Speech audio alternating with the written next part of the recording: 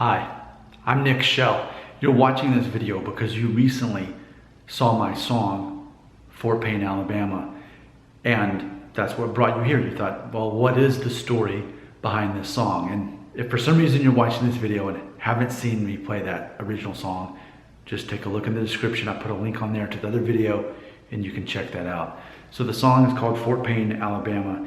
This is the actual journal book that I've kept for nearly a decade. And it's funny because when I look at the lyrics to this song here, it shows that I finished it on April 25th, 2018. So like a year and a half ago is actually when I finished it.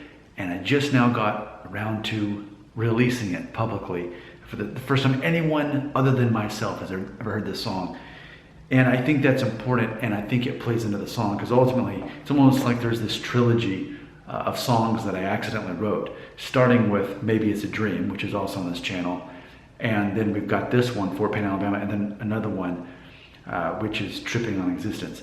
All of them ultimately dealing with my life experience through my 30s and how my life experiences influenced my life forevermore.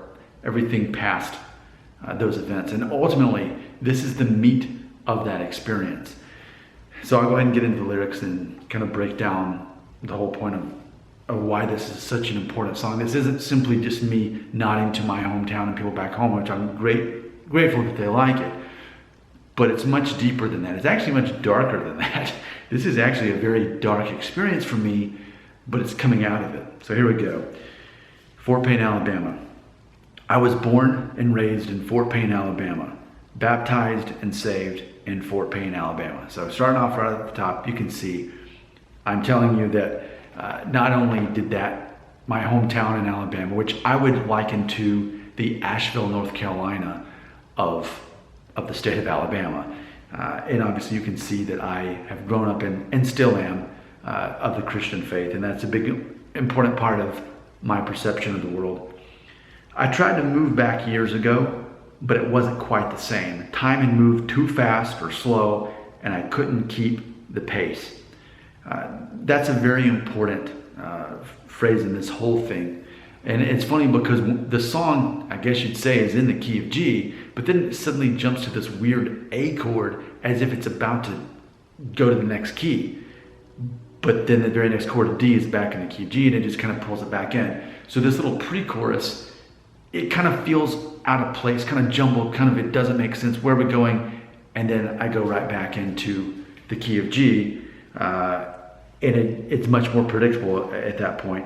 And that was intentional. I wanted a weird chord. I wanted this weird experience to kind of illustrate how I felt in that. So let me just camp on that for a moment. So ultimately imagine me born in 1981, growing up in the 80s and 90s in this small town in Alabama during the boom of the hosiery mills. We were Fort Payne, the sock capital of the world. When you drove through our town on the interstate, it actually said that on one of those green government signs.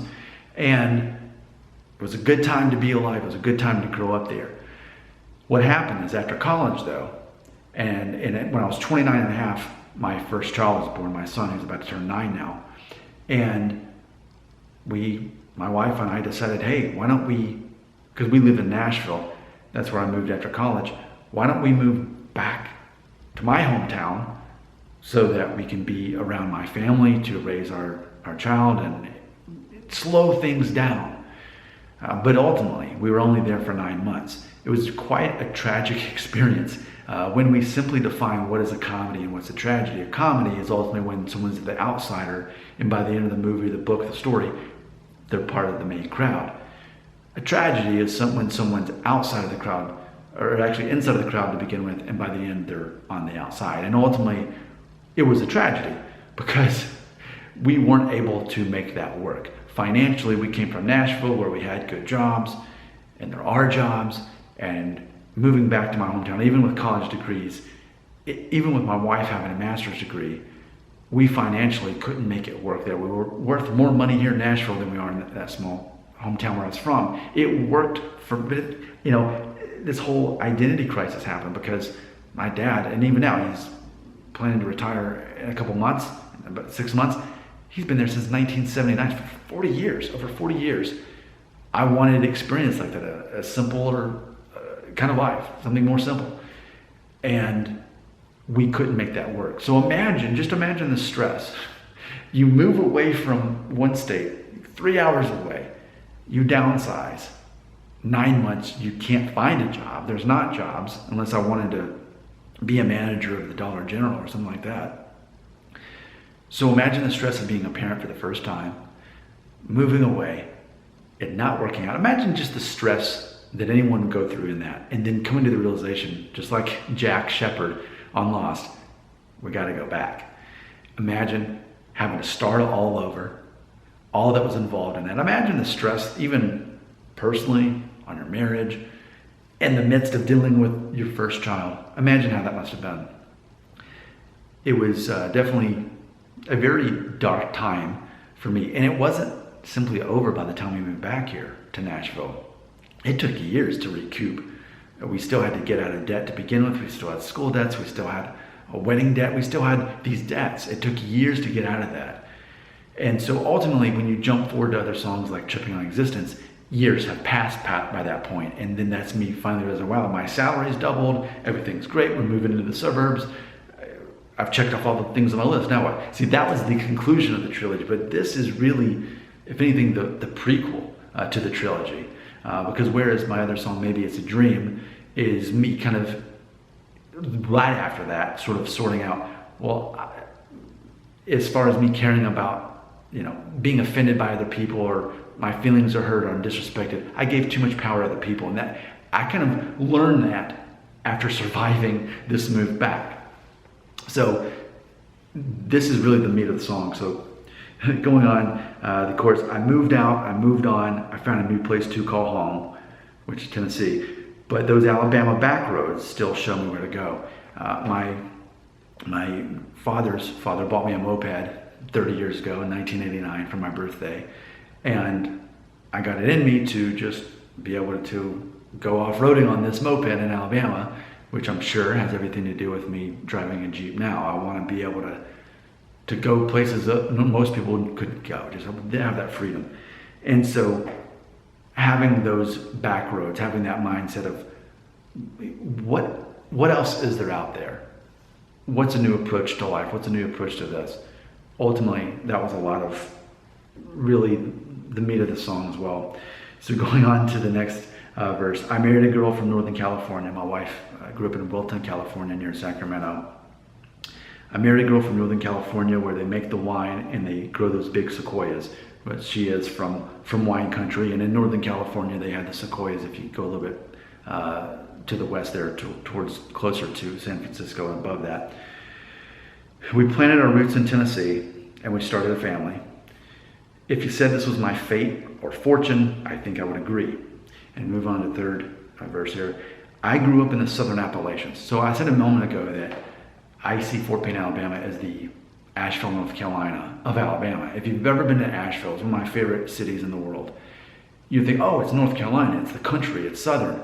But you go there, it's very diverse, but it's also very free thinking and diverse.